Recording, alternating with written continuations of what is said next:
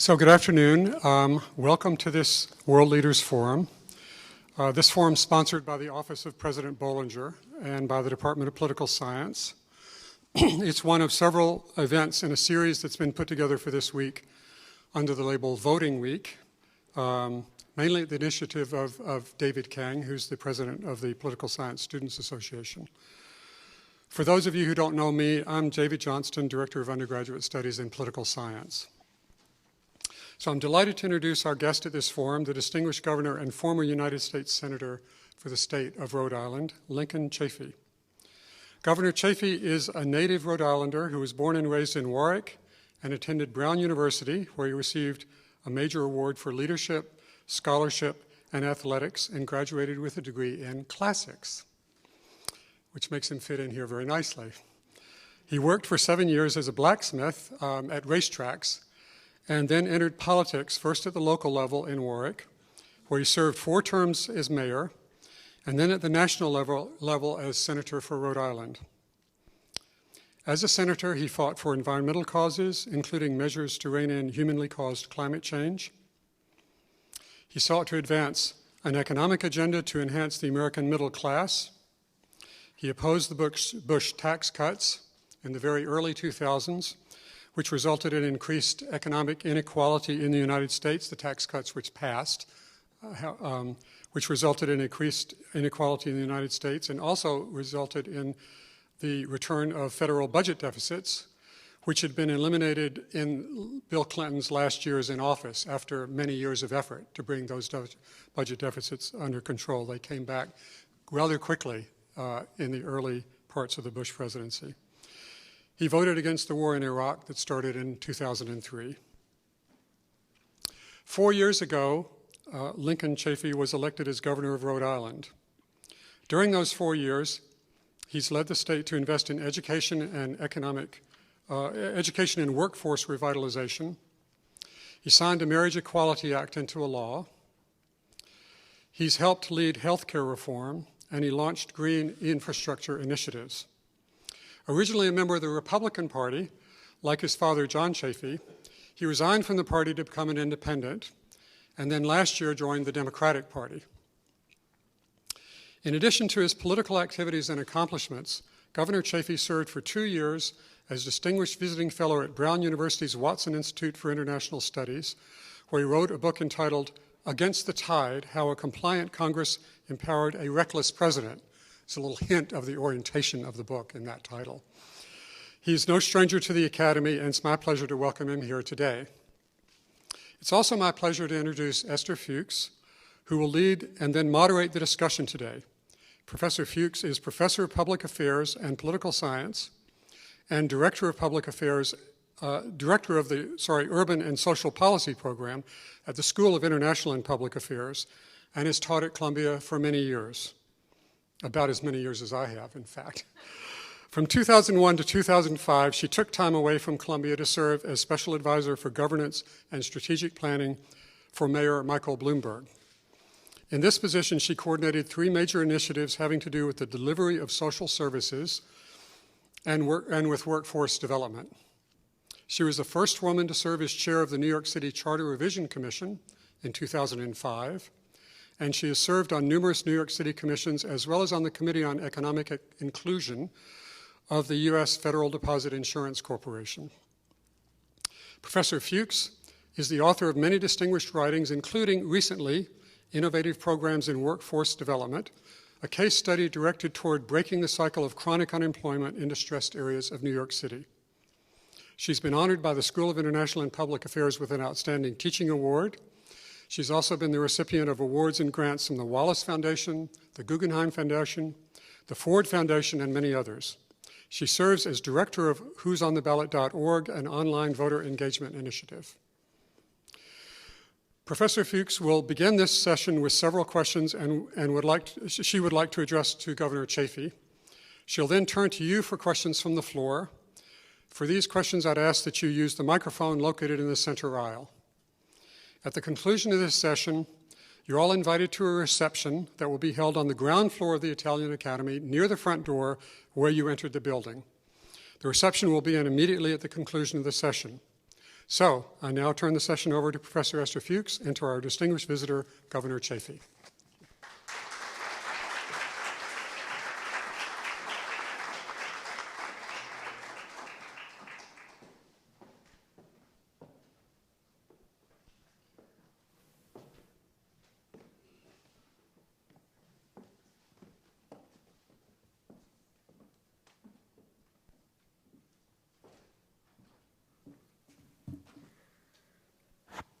Well, I'm not going to waste any time because I know students are going to have so many questions, but I would like to do a shout out to one of our new colleagues at Columbia, former controller of the City of New York, John Liu. Welcome, so glad you're here.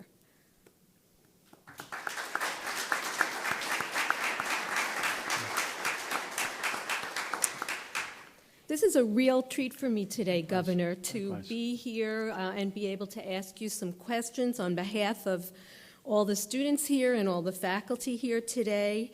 And I thought I'd start with something from political science. Now, don't get nervous, everybody. There's something interesting in the political science literature, and it's about your first political memory. And the research says, very simply, that your first political memory has an impact on whether you choose to be politically active or whether you even care about politics at all. So I'm wondering if you could share with us your first political memory. Yes, I think the premise is true also, because really the first big political memory did have an impact on me. And my dad was governor in the early 60s of Rhode Island, and he took my older brother and I to the 1964 Republican Convention. Wow. In San Francisco, and I was 11 at the time. My brother, I think he was 13. Anybody here from San Francisco? Yep. The convention was held at a place called the Cow Palace, and the Cow Palace is still there, right? Yes. Yeah, it was there fairly recently. I saw signs, the Cow Palace. And what was happening in 1964 is that the moderate wing of the Republican Party was trying to fend off the nomination of Barry Goldwater to be the nominee of the Republican Party. And we'd come through Eisenhower and fairly moderate Republicans, and in 1964 looking for another one of those. And Nelson Rockefeller was the leading candidate to be that moderate opponent in the process. Back then there weren't too many primaries. It was mostly done at a convention where you picked your nominee. But the trouble with Nelson Rockefeller had been a very successful governor of New York. I think was into his third term as governor. He had divorced his wife and remarried. Yes, Happy Rockefeller. That's right. For those of you who are too young to remember. That's right. And she wasn't very happy then. And that back then, that was a disqualifier, if you can believe it. And he was seen as not electable because he divorced his wife and remarried. And so the advocates of a more moderate voice to Barry Goldwater then looked to the governor of Pennsylvania, Bill Scranton. And he had just been elected governor of Pennsylvania in 1962, and he really didn't want, in the middle of his first term, to run for president of the United States.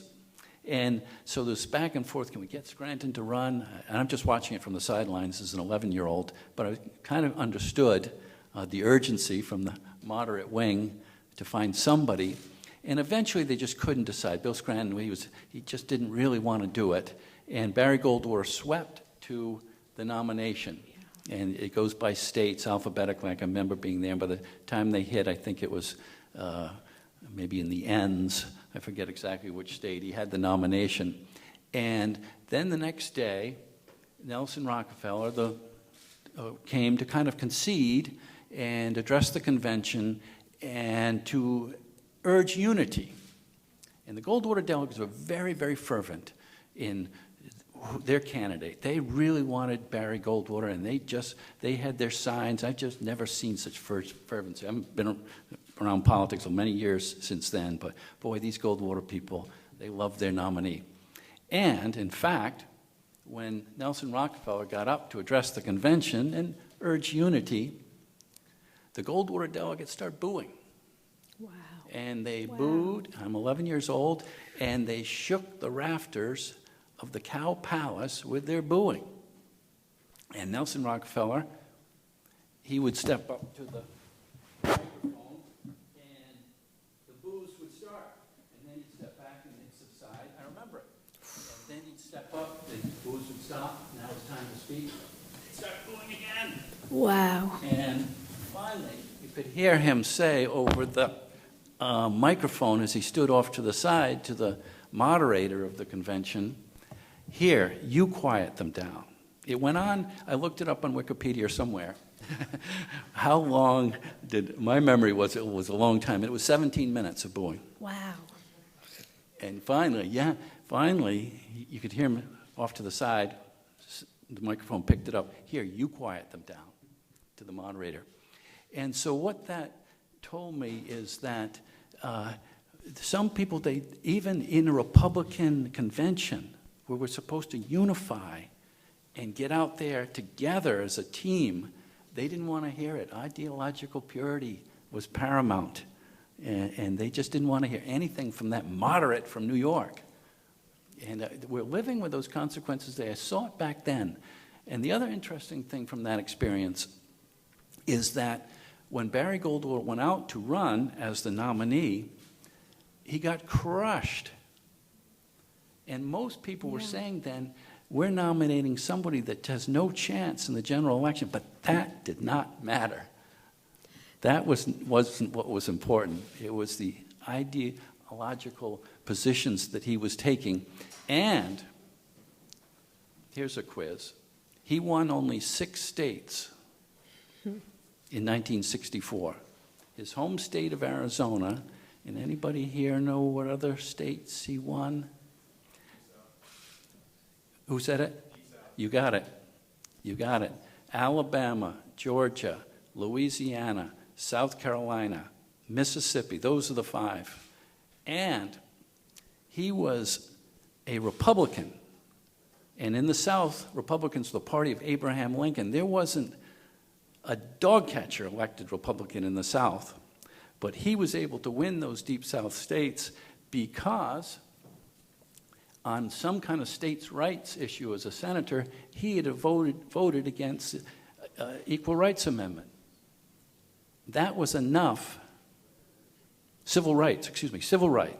He had voted against the Civil Rights Act. And that was enough in the South to forgive his party of Lincoln and his republicanism. And we're living with that today also. Some issues trump everything else. And unfortunately, we haven't healed a lot since that. If you can imagine, there were no Republicans. Of course, now the Deep South is solidly Republican. But back then, no Republicans. It was solid Democrats. Mississippi, Louisiana, South Carolina. But Barry Goldwater voted against civil rights. Excuse me, I had it wrong the first time. Civil rights, that's the one. And he carried those states.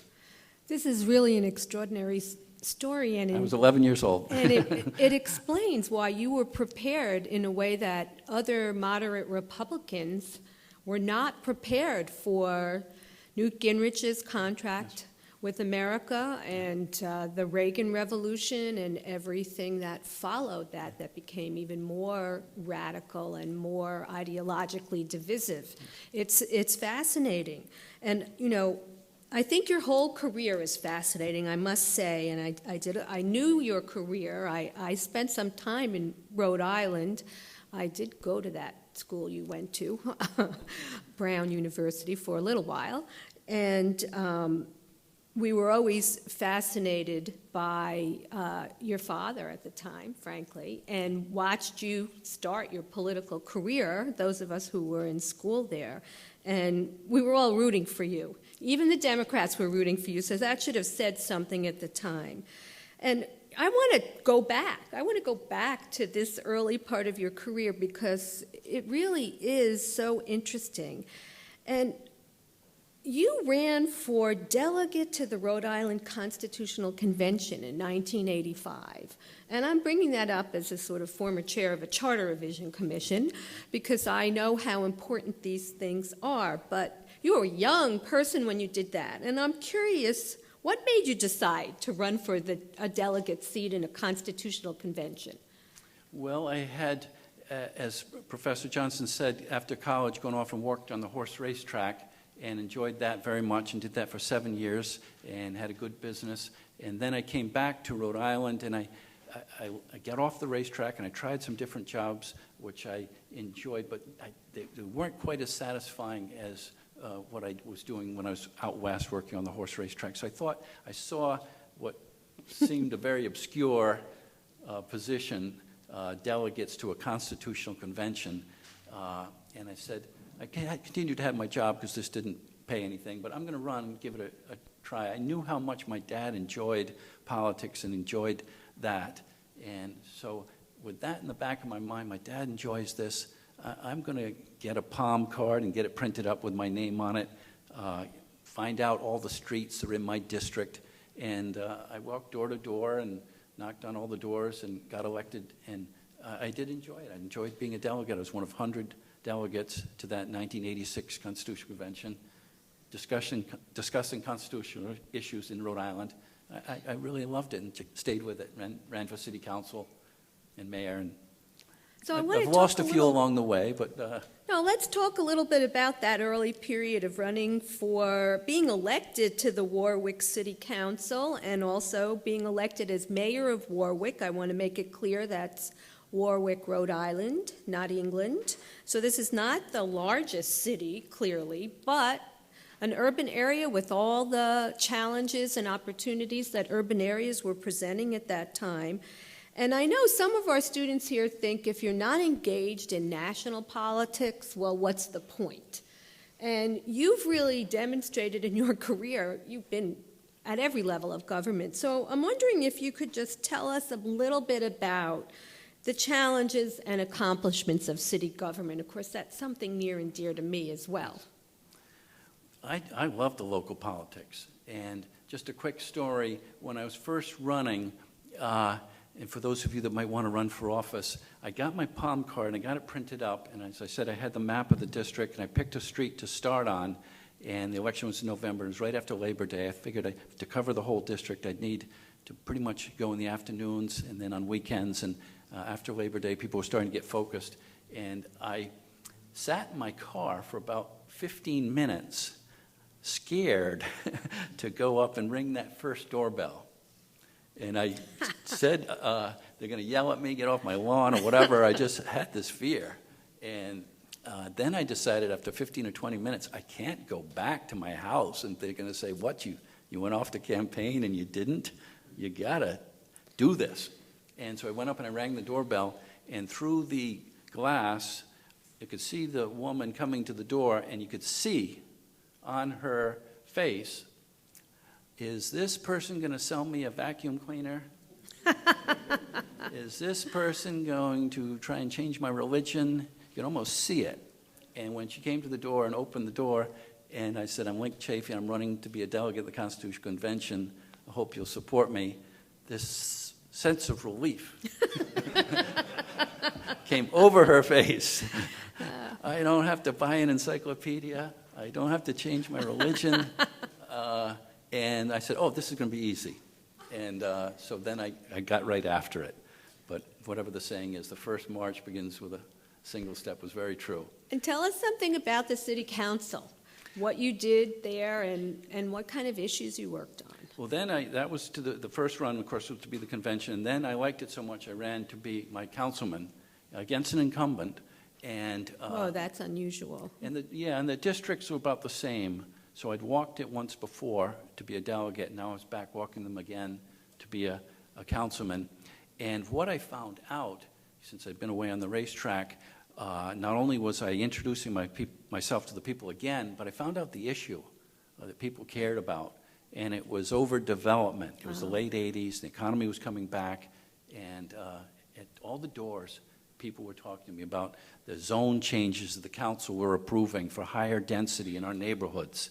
Developers were buying vacant land and putting in more than the zoning that we bought our house allowed. Now the council's catering to the developers over and over again. And I got on the issue And when I got elected, my first council meeting, it was for a zone change. It wasn't in my ward, but the neighbors were all there, and they were all arguing against it. And these, sometimes, as you know, these meetings go till midnight. Oh, yeah. Everybody comes to the microphone.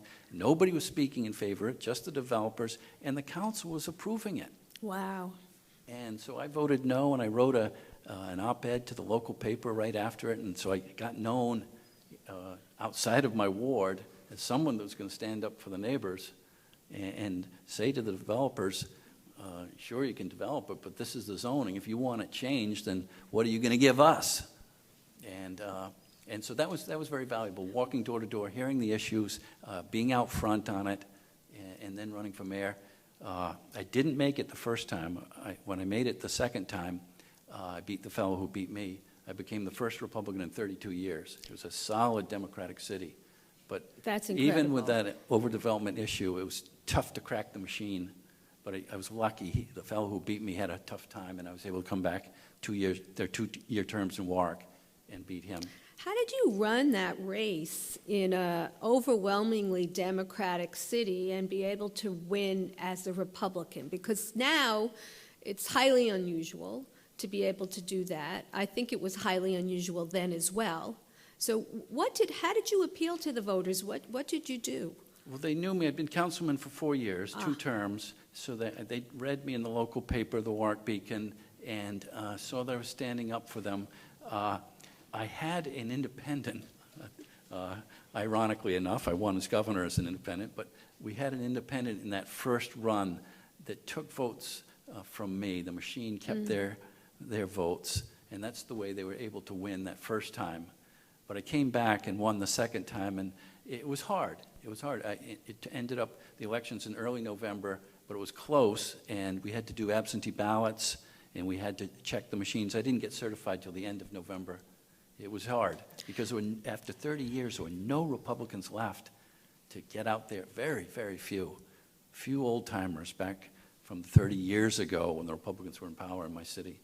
Was development the big issue for you then? Because people cross party lines to vote for you. In local elections, it's less common to do that than for a presidential race or a senatorial or gubernatorial race. Yes, in the time that when I first ran for council and did my 4 years, then lost that first time, so waiting another 2 years, the issues maybe had changed, but I think the reputation of just standing up to the machine is what they were ready for.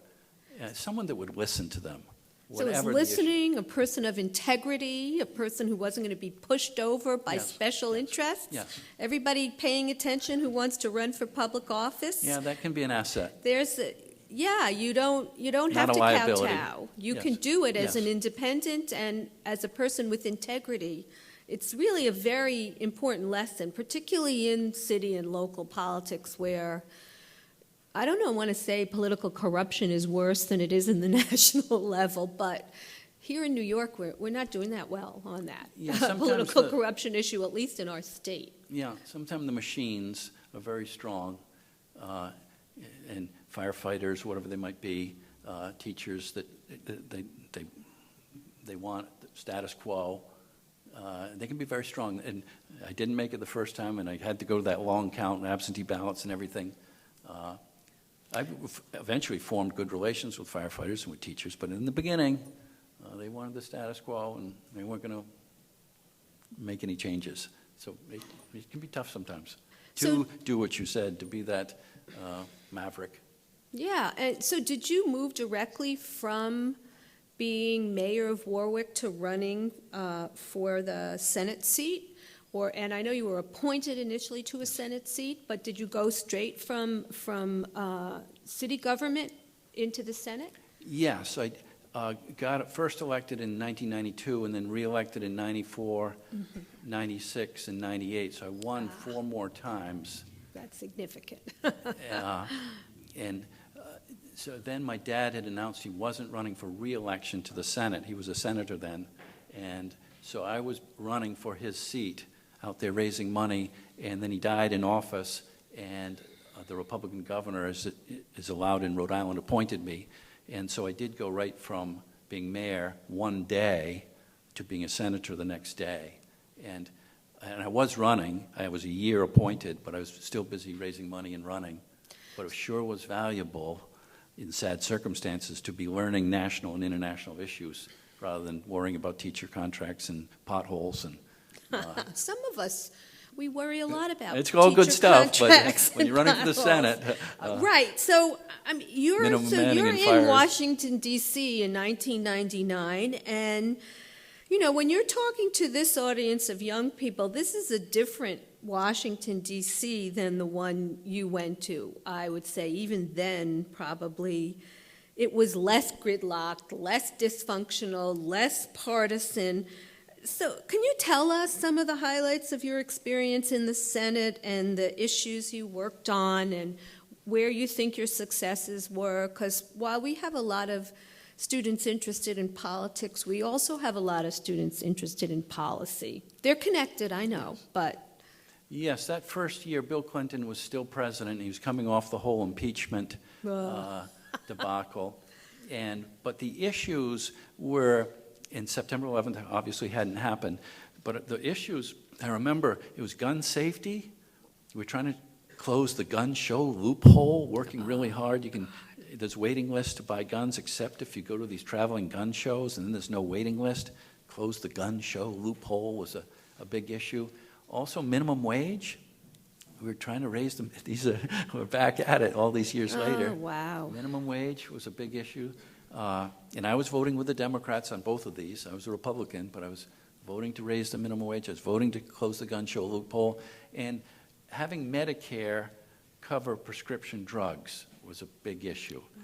And Medicare back then didn't make any sense, but it's expensive to broaden Medicare. It's already expensive not to cover your prescription drugs. It was set up in 1965, I believe, for everybody over 65 to have insurance, medical insurance, but it didn't cover prescription drugs. So we're working very, very hard to pay for it, somehow to expand this Medicare to cover prescription drugs, but pay for it. Because President Clinton, to his credit, brought back surpluses, and he did not want to get us back into deficits. And as we all know, Social Security, Medicare, these are big entitlement programs.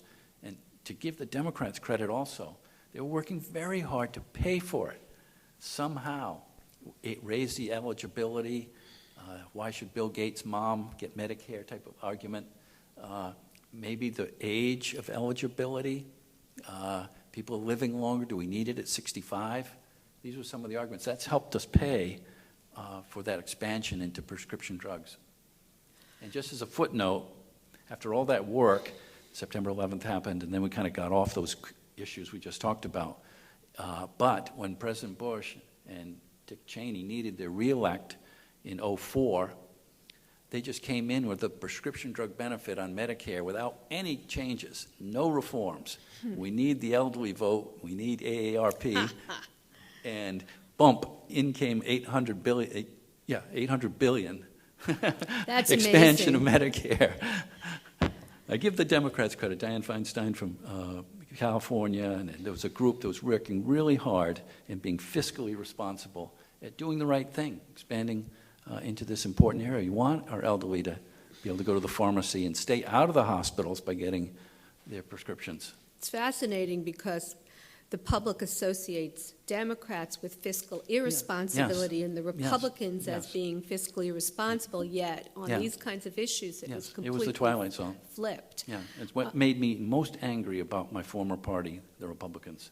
We will get to that. I love that. That story Abandoned is fiscal amazing. responsibility, because just what you said, Professor, it used to be what Republicans were known for. Right.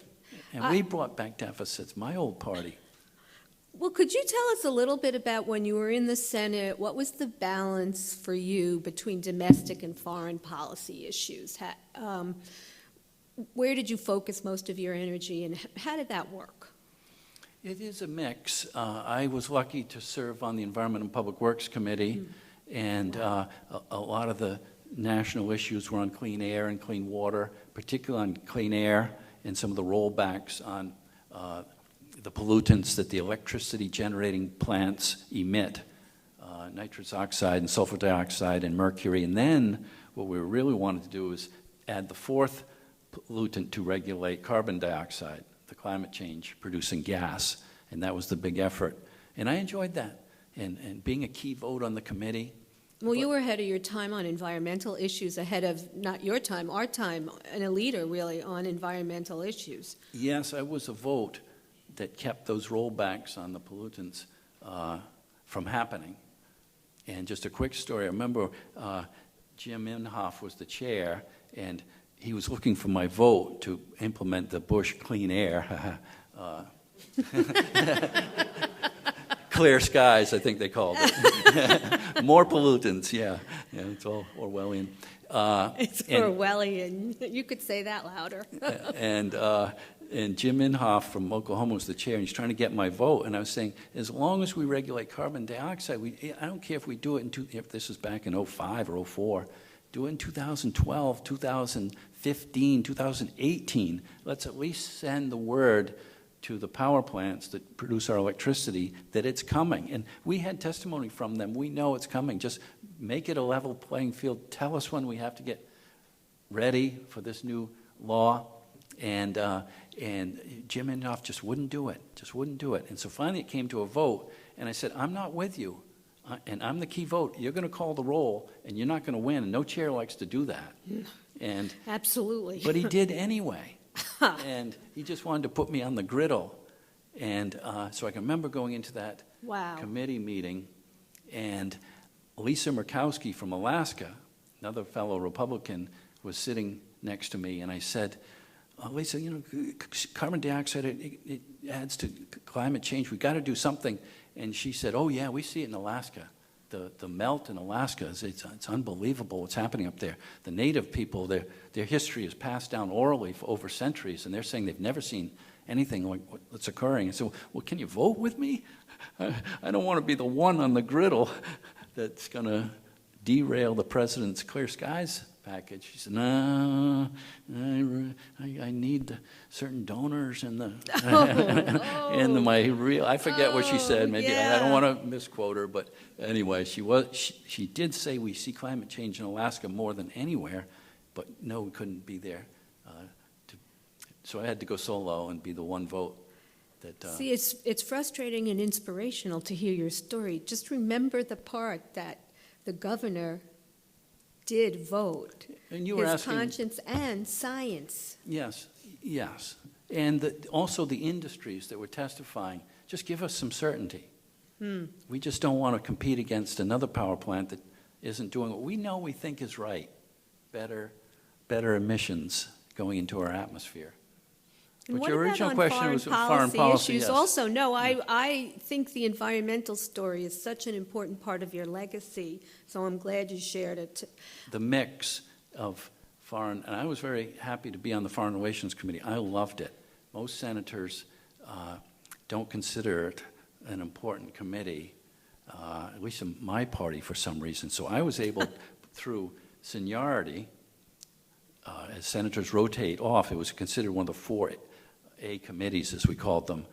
If I can remember, it was finance, it was appropriations, it was armed services, and it was foreign relations. And senators would try and get 1A committee, allow 1A committee, so they'd get off foreign relations. And so I was able to rise up to be number 3. Here I was practically a freshman senator, and it was Richard Lugar, and then Chuck Hagel, and then Chafee from Rhode Island. So I was right there sitting right at instead of way out on the circles of the committee, right up near the chair. And I loved it. And all the joint sessions of Congress that world leaders would come to, I never missed any of those. The votes that were important, we had John Bolton to be United Nations ambassador, the most undiplomatic person, hothead, strident, to be our ambassador. Perfect for the United Nations, Perfect right? That's exactly what Bush and Cheney wanted to do, send a hothead anti-internationalist, total unilateralist to the United Nations just to make a point. And that was a hot vote, and that failed. Wow. And without my support. First, it was George Voinovich voted against him, and then they did another vote, and Voinovich decided to vote for him, and then I decided, no, I can't let this happen. And so there were some good votes on foreign relations, as well as domestic issues. There were. And There were people in that hearing on Bolton yelling, no to Bolton at the hearing. And it's unusual, right, for people to get that excited Yes. over an Yes. appointment, Yes. you know, the protesters policy. were coming in. It was a big issue. It's- We That- even had to have it, usually we had our meetings in the Dirksen office building, but this was so heavily attended, we had to move it to the bigger hearing room in the heart. Well, office this really building. did have very important implications Yes, for what American foreign policy was going to look like. yes. So. And the Republicans just sat and supported the president. No independent thinking. No independent thinking. Too much party loyalty. These important issues that affect our children. Well, we're beginning to see the explanation of how the governor's political career moved. Well, you're governor now, so I want to get to the governor's position. I don't know if anyone in Columbia, not from Rhode Island, cares about We do. what's happening in Rhode Island, but I'll do my best. We totally care about good, okay. this. And I would like you to help explain to these students, I try a lot myself, about why state politics is important. We teach federalism, and we try and get our students to understand why state politics is important. But as governor, and governor even of a small state, okay, the issues, I believe, are similar. So I'm wondering if you could tell us a little bit about what you're working on, what you've been working on, and what really comes to state government, because there really is so little transparency in New York around our state government. At least, you know, Providence is the capital, it's the largest city, you have the newspaper covering state politics there. You know, we get like a third-hand version of what goes on in Albany, and those of us who pay attention know the state government is very important. Yes, well, I came in a tough time. I decided to run for governor as an independent after leaving the Senate and leaving the Republican Party, and I was elected, but it was tough times. I knew what I was getting into, but it was just a lot even tougher than I thought. The previous governor, the Republican governor in Rhode Island, had decided in the downturn of revenues that did occur in the crash, all state revenues across the country declined as people lost their jobs and income tax was less, people losing their jobs. People weren't spending as much, so sales tax revenue just declining. States were getting decimated. Those are two major forms of revenue. And he had decided to not do any kind of tax increase or revenue increase, just deal with this loss of revenue with cuts. And so it was deep, deep cuts to cities and towns. That was easy. Let them worry about it. Let Providence worry about it. Let Pawtucket worry about it. Let Woonsocket worry about it. And also to higher ed. Those are the two areas. And both of them, having been, of course, a former mayor, I just thought was, all you're doing is passing it on to the property taxpayer.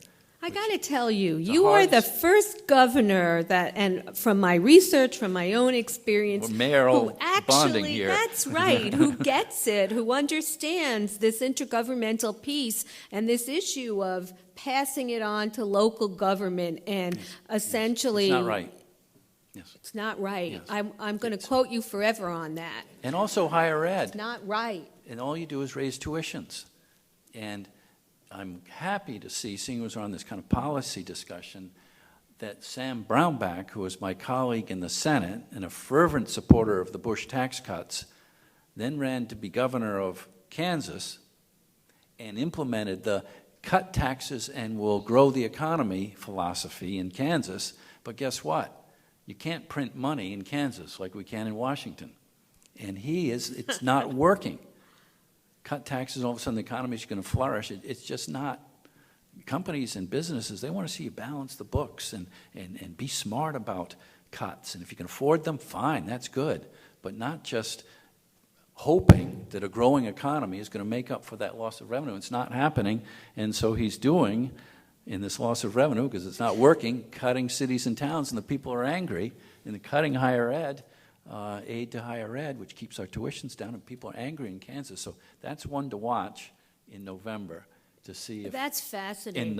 in Kansas in November, see if Sam Brownback can get reelected. Because it's a Ponzi scheme. It's a shell game in the end. Yes. Because Yes. This is where economic development happens, right, in the cities, and the state government, when it functions effectively, the way you have structured it, because I've been to Providence and I've seen what you've done by supporting essentially the economic engine of the state of Rhode Island and making it a place where businesses want to invest and people want to live again. I was there when people did not want to live in Providence, and it is a place now that's attracting industry. And it comes from policies that you developed. Yes, we don't want to be reading about our cities in the New York Times and Wall Street Journal going into bankruptcy, and that's where we were headed with these deep cuts. And another thing for the policy people on these issues, state aid to cities and towns, it disproportionately affects the poorer cities. Right. Because in our state, Barrington and East Greenwich and Lincoln, these are the wealthy communities. They don't get a lot of state aid. They don't need it. So the formula goes out to the poorer cities and towns with different populations that need more social services, and that's where it works. So when you cut state aid to cities and towns, it disproportionately falls on those that can least afford it. The Providence of Woonsocket and West Warwick, these are very, very poor, very diverse cities. And that's just not right. And also on the policy argument, if you're going to cut aid to cities and towns, the mayors and councils, then all they have to do is raise property taxes. Right. And when you think about it, you have no choice to pay your property tax. If you want to keep your house that you've worked so hard to buy, and now you're going through tough times, you're losing your job, you're having to work 2 jobs, you want to pay those property taxes, that's what we want. Whereas sales tax, you can decide, times are tough. I don't want to buy the fancy car. I'm going down to the used car lot, and they pay less sales tax. Or I'm not going to buy the bigger TV. I'm going to buy the smaller TV. You pay less sales tax. You have some control over that. And even income tax, you lose your job, you're paying, as I said earlier, less income tax. So the least fair tax is the property tax. So it's even bad that we're making our cities and towns go into bankruptcy by cutting aid to cities and towns, but also disproportionately affecting all our taxpayers and how they pay their taxes, if that makes any sense. You have some choice on sales tax. Income tax, obviously, it goes up and down with what you make. But that property tax collector is walking up the walk, as we know, ringing your doorbell and say, you don't pay, we foreclose on your house and put it up for auction. And that happened to so many people across this country after 2008. Yes. And it Take was away made your worse castle. in states where governors didn't understand this. Now, I wish So when I came in, I had a lot of fixing to do. you did and you did do the fixing. It wasn't always easy. While we love our governor in New York, I certainly wish he would sit down and talk to you. Is anybody listening? Helps to have been a former mayor. That's right. It's you actually had to make things work. Yeah. And you understand that you have to pay your teachers. You have to pay your policemen. There's certain costs you have to pay. You're my hero. I would stop now, but I do have a couple Local of more, government good. I do have a couple of more questions. So our students are very interested also in the campaign and the balance between campaigning and governing. And a lot of folks in elective office say they have to spend too much time campaigning, they don't have enough time to govern. So how did you strike that balance? How did you deal with the tensions of the demands of balancing campaigning, and particularly you were in offices that turned over every 2 years, which is even more difficult than a 4 or a 6 year slot. How do you do that balance? You just have to. And the raising the money, of course, less so at the local level. You're not really running TV ads. Once you get into a TV-type campaign, that's where the big money comes. We were doing a few cable ads on TV, running for mayor, but just a lot of getting signs on people's lawns and ads in the local paper, telephone calls, armies of volunteers doing door-to-door. So less money, less fundraising, but certainly the years in the Senate when all you do is divide how much a candidate has to spend by the number of days and the number of hours. It's insane. And And it's gotten more and more expensive to run for public office. Yes, we didn't see in the beginning these outside independent expenditures, as they call them. Now that is everything, outside money coming in on all these races. So it just has to be a balance. In the end, running for re-elect as governor, I decided I did not want to run for re-election for governor. I did not want to spend all that time raising money and campaigning. I wanted to do a good job in my 4 years as governor. And as I said, I inherited a tough economic situation, and I wanted to devote the rest of my term to doing that, and decided not to run for re-election. But a lot of it had to do with the time, as to your question.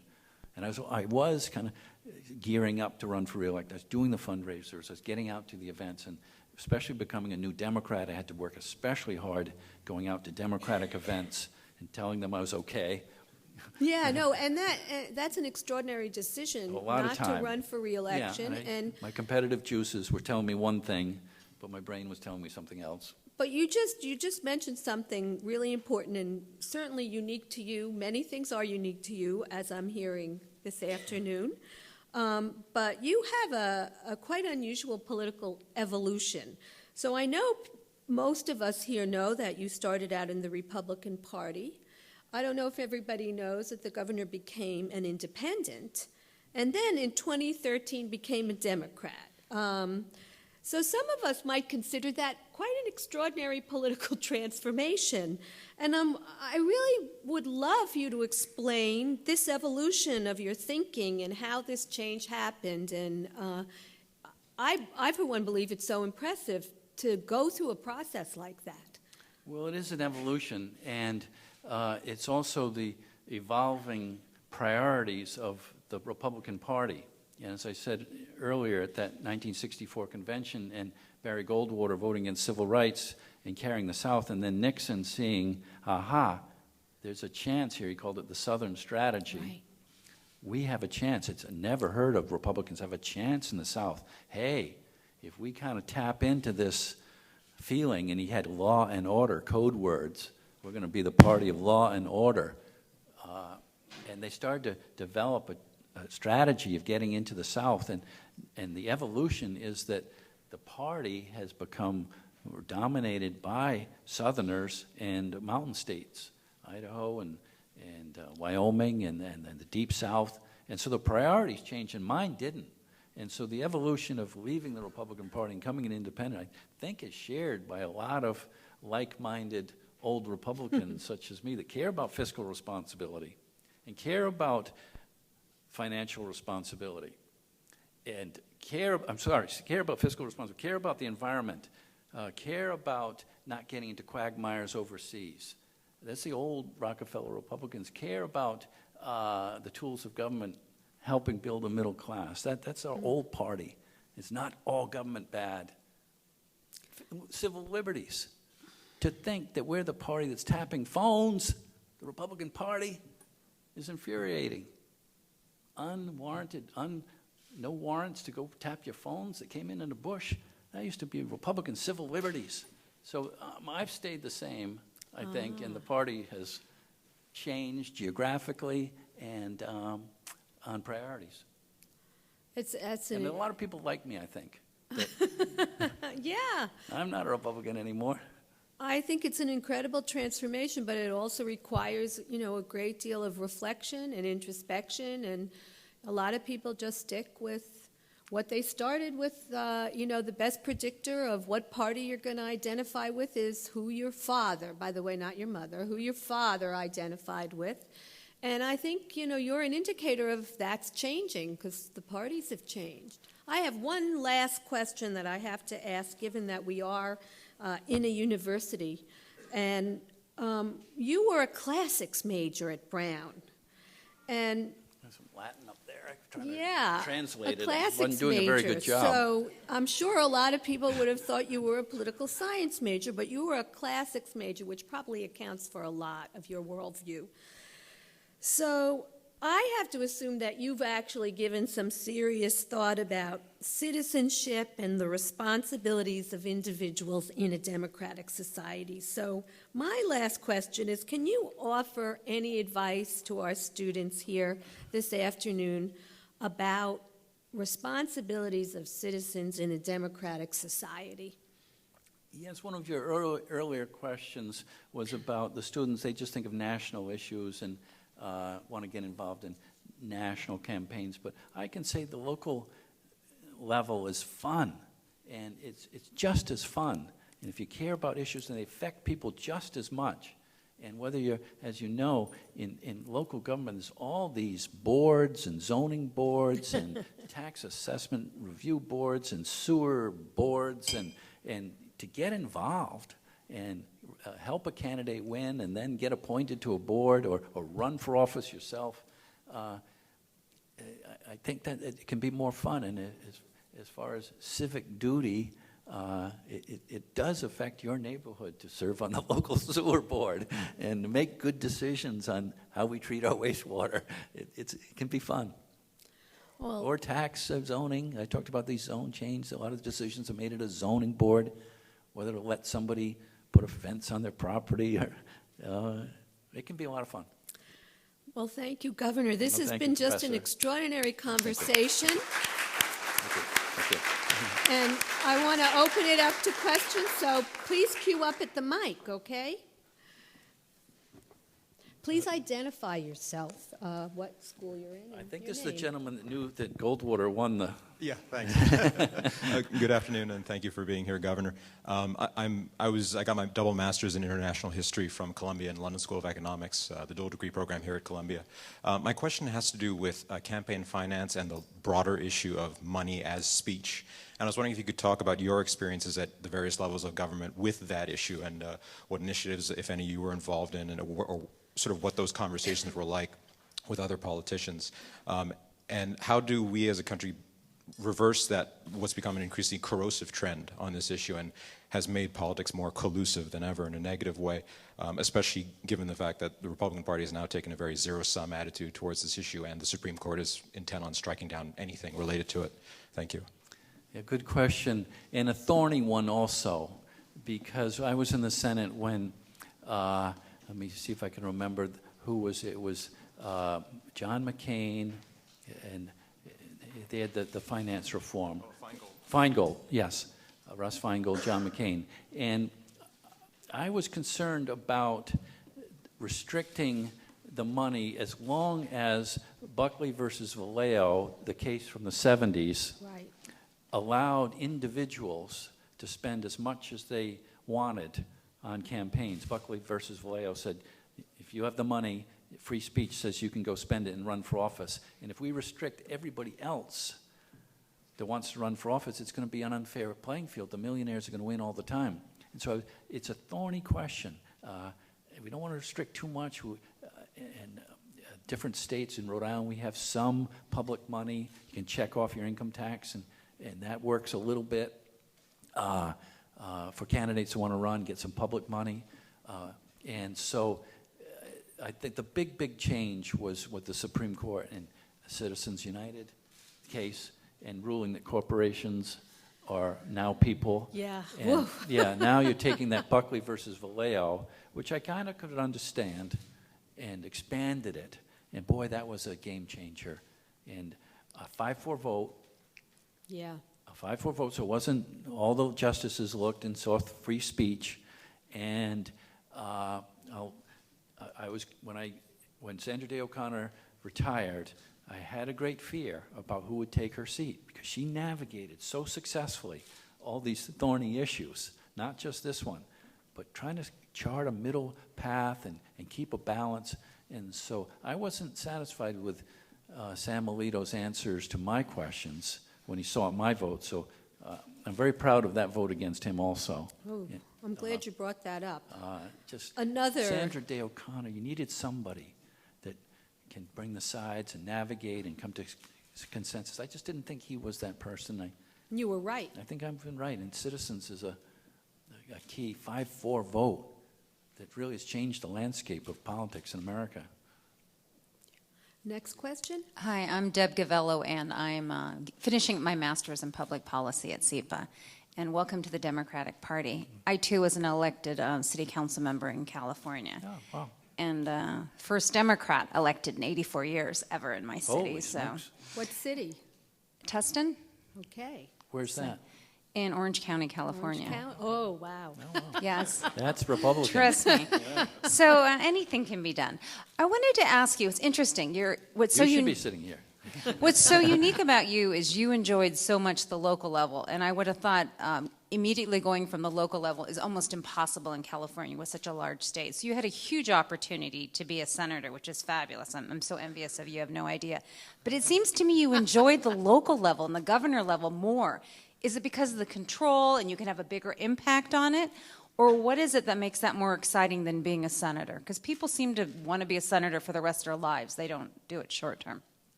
Yeah, being around the neighbors in that first zone change council meeting that I talked about, and seeing the council chambers full of people holding their children, that waiting to speak up on behalf of their neighborhood, it was just great to see. And sticking it out, knowing it's 10 o'clock and the developers are still talking about traffic studies and stretching it out, trying to. And in their flannel shirts, and we're going to stick it out, and we're going to come to the microphone and speak on behalf of our neighborhood. Yeah, there's a lot to say for that. You like that more than being a senator? I did it. I did my local, and I was fortunate to go to the Senate. They're all adventures, and serving on those two committees and being involved in prescription drug coverage and dealing with your Senator Feinstein. We're there trying to see how we can pay for this. There's a lot to say for that also. Okay. Thank you. The next question? Good question. Hi, I'm Tommy Nicocelli. I'm also a student here at SIBA. And first, it's a comment and a compliment. It's wonderful to hear you. It's refreshing, actually. You're just a nice guy. I mean, you're a governor. but I listened to you and I said, this isn't just a nice gentleman talking about, what he believes that's the right thing to do. So it's refreshing to see politicians like you out there. Thank you. I guess my hope is that you don't just give up and do something after, even if you don't run for governor, which you are not. Oh, thank you. But maybe something that you can bring together, Republicans and Democrats. I think there is a need for somebody like you to here or somewhere else. So that's the point. And based on your experience, again, it's wonderful to see that you can bring so much value to politics in America. What do you think that can bring people together again? Because you're right, they're just not talking anymore. And I was in D.C. for many years. 20 years in America, I was 10 years in D.C. And the fact is, when I was in D.C., you were there too. People, both sides would talk. 1999, I remember that, 98, 97. And now they just don't. And so we are all losing because of that. So I guess the comment is, what can be done based on your wonderful experience? And thanks for being here, Governor. Well, thanks for your kind words. Yeah, I'm sure what a lot of people are saying, that the primary systems that pull the candidates out to the fringes as they go through the primaries, certainly gerrymandering to have safe districts is an issue. Yeah. If you could ever fix that somehow. We have a proposition on the ballot for New York State for an independent commission, because we have terribly gerrymandered districts. Yes, and so it's just too partisan. And also, in looking at history, there's nothing like a good landslide. After Goldwater got crushed, it kind of quieted down those people that wouldn't let Rockefeller come to the microphone. So I thought that the Democratic Party was, after the economy just cratered and we got into these endless wars in the Middle East, that, boy, the Democratic landslide is just going to keep growing here. And it didn't happen. In 2010, and now we're looking at control of the Senate and possibly being up for grabs. So somehow the Democrats have to, in my view, being a Democrat, is get some kind of pushback.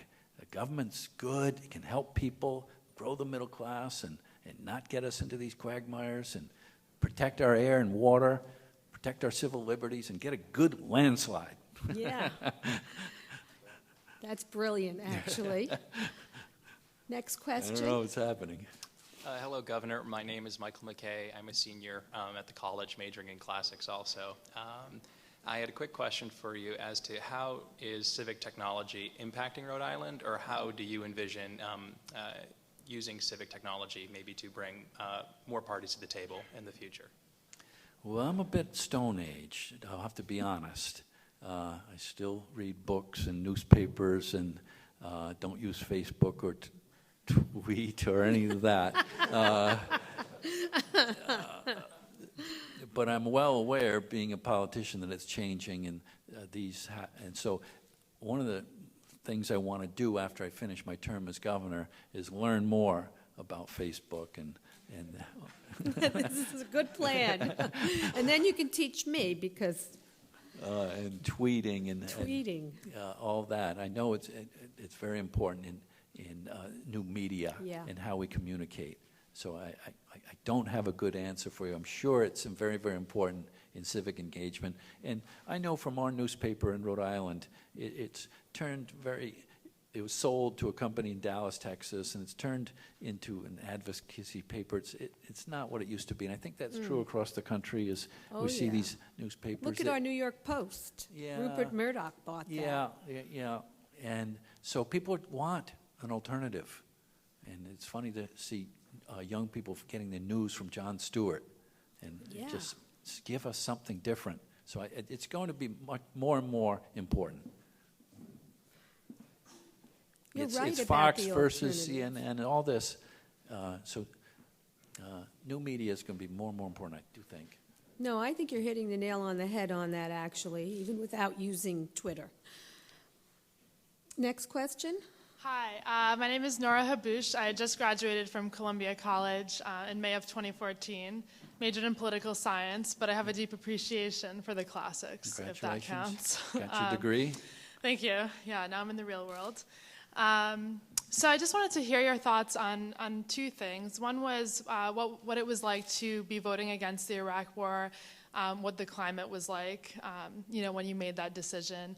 And the second is how you think social movements or movements that begin outside of the strictly political sphere manifest themselves in conversations in Washington or even at the local level. So, for example, I'm thinking like feminism. That is something that the larger population is talking about. Now you see, groups that didn't really consider the issue before now talking about gender inequality. And I would say, it is becoming, we're seeing, speeches at the UN, things like that. But movements like that are not, political necessarily in origin. How did you see your colleagues maybe talking about things like that? Okay, I'll try and answer both. On the Iraq War vote, yes, when the Twin Towers came down that day, I had a great lump in my heart that a very peaceful world that we were enjoying at that time was about to change. And I could almost see the anger and the fear leading to bad things. And I just was saying, I hope we're smart at this moment in time. The Soviet Union is breaking up. Everybody seems to be getting along pretty well here. Bosnia is kind of resolved. Good things are happening across the globe. Deng Xiaoping in China changing, and Gorbachev in Russia. And I just, when those towers came down, I said, oh, I hope we don't make some mistakes. And then I was at the joint session of Congress when the president addressed us and whipped everybody up with fear and anger and used terrorism, terrorists, every other sentence. I was just, oh no. And the next thing you know, we're veering off into Iraq. It had nothing to do with Al-Qaeda. And all this talk about weapons of mass destruction, it's all around fear and anger. You can sell anything when people are scared and angry. And they did. And I'm a Vietnam-era person, so I have this aversion to these adventures and quagmires to take our servicemen and women, and I was thinking at the same time, create a whole generation of veterans that we have to pay for. Even looking at it from that point of view, as I saw this rush to war in Iraq, not only are we going to have to fight this war that I don't think makes any sense, but we're going to create a whole generation of veterans that are going to require our care, and it's going to be expensive, and should and will deliver that care to them. Post-traumatic stress disorder and all these things we have to deal with that I know from the Vietnam era are devastating to our vets coming home. Very, very difficult to integrate back into society when you've been in a war zone. It's just the adrenaline of being shot at and seeing your friends, IEDs and everything. So I was very sick about what was happening. And my colleagues in the Senate, I was very, very angry that the United States Senate was set up with 6-year terms so that 2/3 of us are not up for re-election. That's what it was set up for. The House, everybody's up for re-election. Okay, you get all your citizens back home are angry and scared. But the Senate, 2/3 of us, should have been saying, time out. Are there really weapons of mass destruction? Does Saddam really? What's the evidence out there? What's he got? What's the evidence? Let's slow down. This is, just finished with Vietnam and our veterans, and sadly, if that generation has died off, sadly to say, and now we're going to create a whole nother one. And some of the leaders of the Senate just were rushing to war and reflecting. There was so few that were saying no. It was very disappointing. As far as your second question, and how outside of the Beltway issues can penetrate the Beltway. I guess I'm saying, is it something that easily is saturated into the conversations in local politics or national politics? Because sometimes, especially now that we have online resources, not just Facebook, but, any internet forum, practically, where people are constantly conversing and debating and posting articles and things like that. And maybe in your sphere, it feels like such a big issue. It feels like people are paying attention, but I guess, does that penetrate into well, don't forget that most members of the Senate and the House go back to their districts. That was my experience when I served there. People do go back, so they do get. It's very important to attend the various Rotary Club lunches, and that's one of the problems with bipartisan or partisanship. It used to be before jet travel, you were trapped there. You couldn't get back, and your constituents knew that. It's impossible to get back. But with the advent of jet travel, everybody on a Thursday or a Friday morning after the last vote, poof, off they go to the airports and home. So I think they're bringing those home issues into the Beltway. Sure. All right. Thank you so much. Thank you. Good Next question. Hi, my name is Mirzad Farnoosh. I'm a first-year undergraduate in the engineering school who's grown a deep interest in American politics over the past year. And my question for you has to do with, while you were still a Republican senator, I don't know if you know this, but the website Rhino Watch or something named you, with all due respect, the #1 Republican in name only in the country. Basically my question was, did you feel like a person without a party then, as you were finishing up your term? Good question. When I first got appointed to the Senate, and then I talked about minimum wage votes and prescription drug votes and closing gun show loophole votes and some of those votes that I was taking against my leader, Trent Lott at the time's wishes, at first I felt like I was getting frozen out a little bit from the party, get the cold shoulder. And so I said to myself, I'm going to get up in our Republican lunches and explain my vote. And when I first did that, you could hear the silverware all rattling, no one's listening, but I kept doing it. That's great. But I kept doing it, and slowly, and it's encouraged for senators to get up and say what they want. The rattling stopped, and by the time I was running for re-election in 2006 and getting up and explaining my votes to my colleagues, they actually supported me in my primary. I was getting a primary, and instead of running to get rid of this link, this Benedict Arnold, or whatever you might want to say, Rhino, Republican name only, they'd come to respect me. And I think because Mitch McConnell was helping me trying to get reelected in '06 and rallying some of my colleagues. So I think just getting up and explaining why you're voting went a long way, which I did.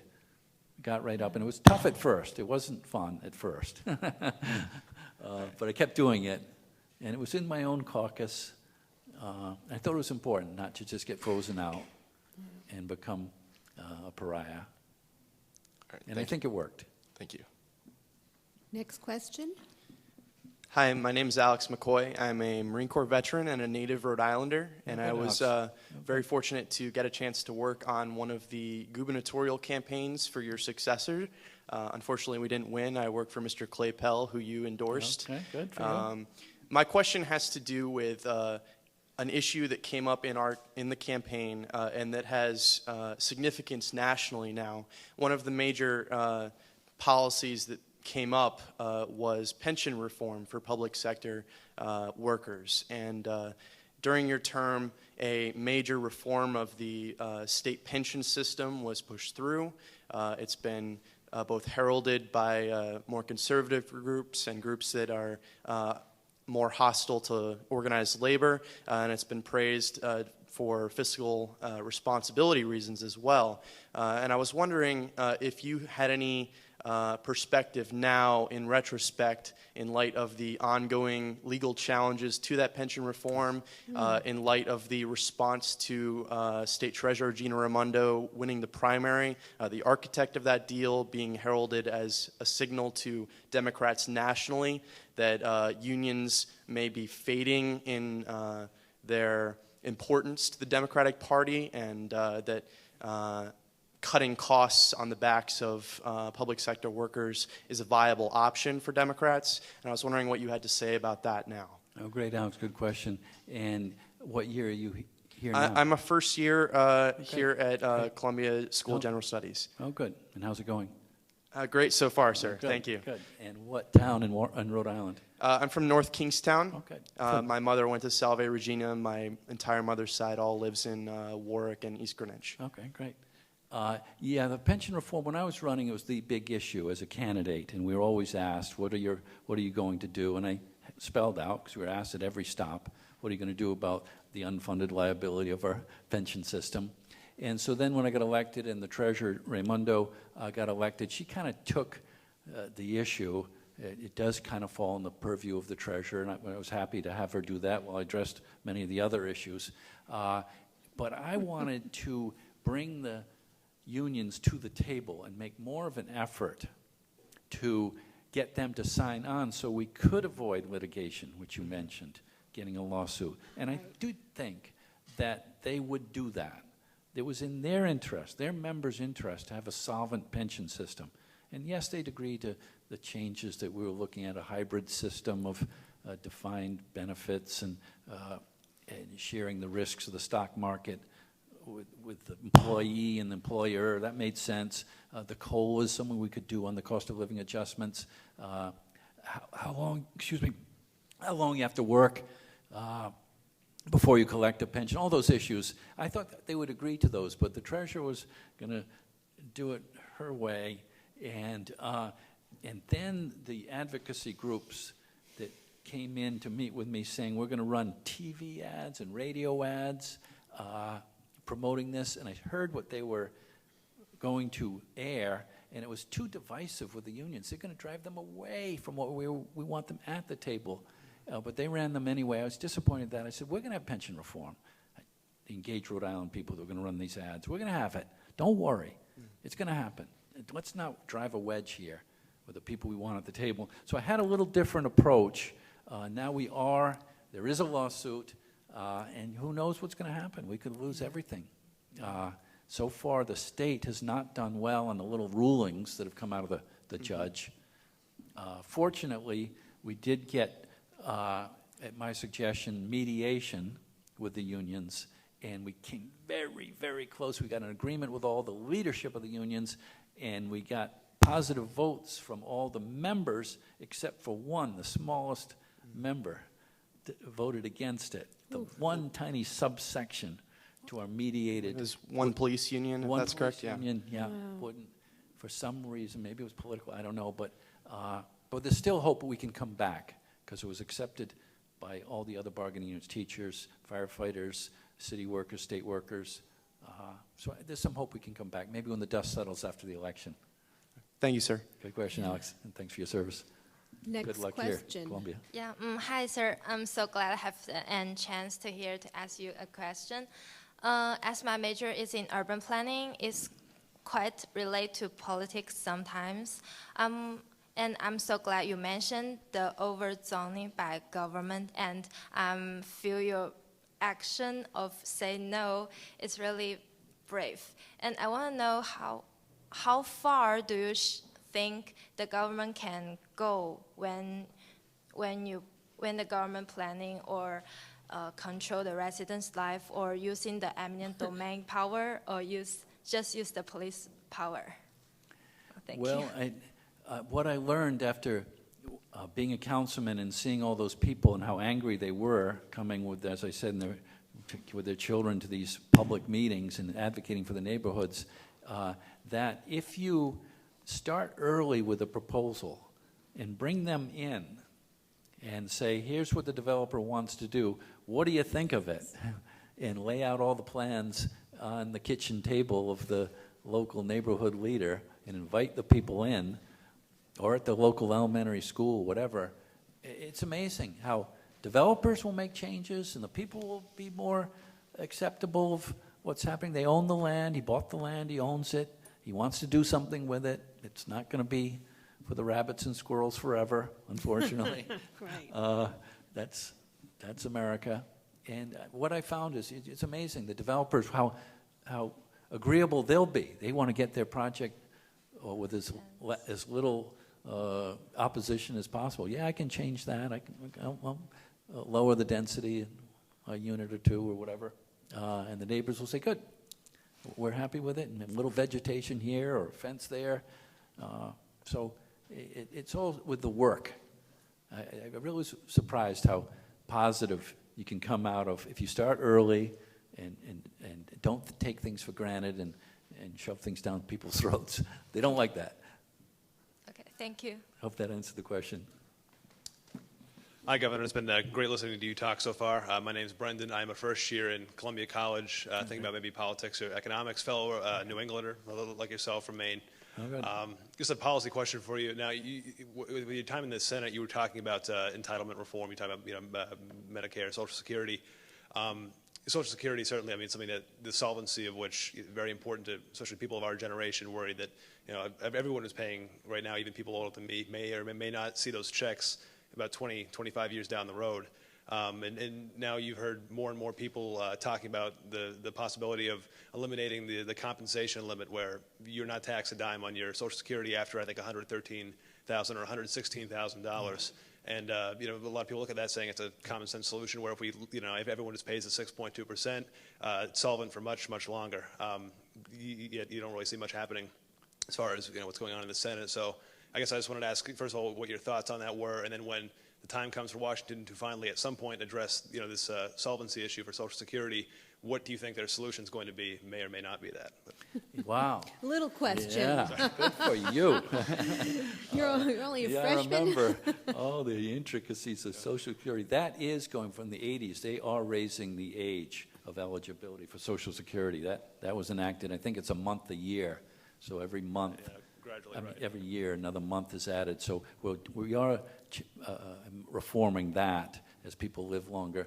And you're right about that 6 point what percent? It's been 6.2, I believe. Yes, that the government puts in, and the individual puts, or the employer puts in, and the individual puts in stops at a certain amount. And what should that be? What I remember too, when I was involved in this back in the Senate years ago, was there was something called the Posen Plan. I forget who Mr. Posen was, but it addressed the rate of inflation. I'm trying to remember, it's presently wages, and it should be something else, and that needs to be corrected. And that was a big, we could fix this with a few of these tweaks, addressing how we how we do inflation and get it to a more accurate way. Google Posen, if I remember. And I remember saying, that's the answer. It's been a while since I worked on it, though. But he was some kind of economist, I believe, and so I'm sorry I don't have a good answer. No, that's a good answer. I think Okay. that's as close as an answer to that question I've ever heard, frankly. We can fix Thank it. you. I do remember that. We can Thank fix you. it for Right. your generation. Next So question. you get Social Security. I have an easier question than that. But hi, my name is Maria Go. I'm a master's student here at Policy. So I just have a question my question is, what are some skills that you learned at Brown, whether either technical or transferable skills that served you well in your later career as a politician? Well, I had wrestled in high school, been on the wrestling team, and I didn't think I could make a college team, but my freshman year, the coaches was looking for people to come out, and they came, knocked on my dorm room and said, no, come on out. That encouragement. And then I did it, and I made the team and did it for 4 years. But having those extracurricular, I thought was important. Meeting different people. I remember we came here to Columbia. I think it was the last time I was here. It's a little different now. I think we're more grass. But getting out and traveling with the team and bonding with your teammates, Wow. that really stuck with me. Thank you. And I ended up majoring in classics just because I liked the teachers. I was taking different courses, but those are the teachers I liked the most. I didn't particularly gravitate towards the subject. It was the teachers. That was a good lesson. Yeah, that happens a lot in life, right? Yes. Good afternoon, Governor. My name is Jay. I'm a first year in the college as well, studying political science. Okay. First of all, thank you so much for being here today. Thanks for coming. I was wondering, I've been really fascinated with both the passion and interest it sounds like you've had in and for both state politics and federal politics. I was wondering what you thought the role of state politics or even more local politics is in early education policy as opposed to the federal government. Well, I think traditionally it's been a local issue.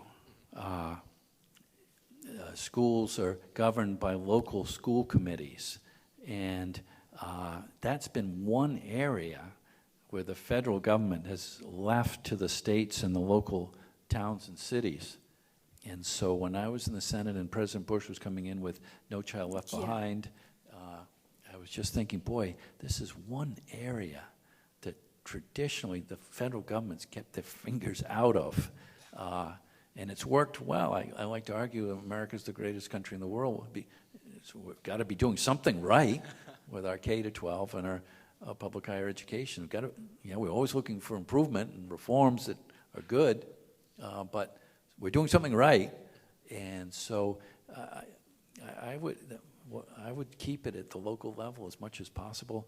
The state aid is important to the cities and towns and the poorer communities to help with their schools, and then the local school districts with certain parameters, let them make decisions. It's a big issue now with Common Core and a lot going on nationally, and there's a lot of pushback.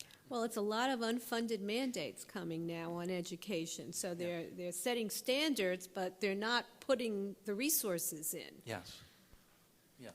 So your point is really well taken. Yes, and I think we've had enough of those unfunded mandates from the federal government. Do what you do, and let us do what we do at the local level. You provide our defense and take care of our national parks and fund Social Security, and let us run the schools. Great. Thank you very much, Governor.